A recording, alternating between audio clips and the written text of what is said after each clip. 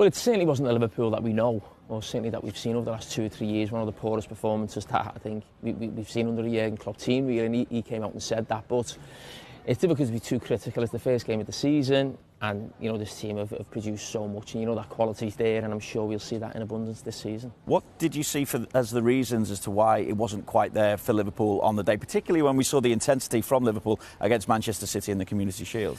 Yeah, well, I think the way Fulham set up, they did to Liverpool what Liverpool normally do to other teams, almost looked more energetic, more ready for the game of football, really, and that's something that I'm sure Jurgen Klopp and the team will be looking at this week. It doesn't happen too often where Liverpool don't look ready for a game of football, but going to a newly promoted team, first game of the season, the excitement and the energy that will generate for their supporters is sometimes difficult to stop, but you'd expect a team of Liverpool's quality to do that, but it just wasn't to be. But I mean, it's not the end of the world. There's 37 games to go.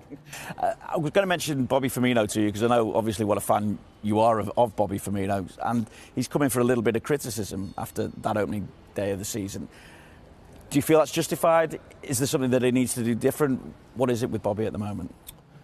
Well, you say at the moment, it's one game. I mean, he's not been a regular in the team now for probably over 12 months since maybe Jota came in, Sadio Mane went through the middle towards the end of last season as well. So, I mean, you can't be too critical of Bobby Firmino, certainly for what he's done and the miles he's put in for this club. But, of course, Liverpool have bought Darwin Núñez for a reason, and I'm sure he'll be playing on Monday night. And Bobby, at this moment, I think will be more of a squad player between now and the end of the season. I'm sure he'll play a huge part. Do Liverpool, though, need to do more in the transfer window before that deadline? Because, obviously, we've seen the injury to Thiago. That is obviously a major blow, and people have been talking about maybe needing that other midfield option anyway.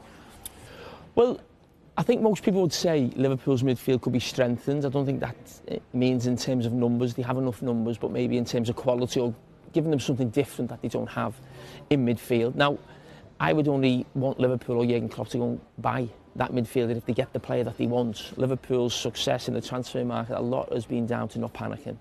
And that's what Liverpool can't do. What they haven't done in the past, what they can do right now, and what they shouldn't do in the future. So if the midfield player that they want is not available, don't get him. But if there's a midfield player out there that they feel has those qualities available, I would like them to do it, of course, but don't panic.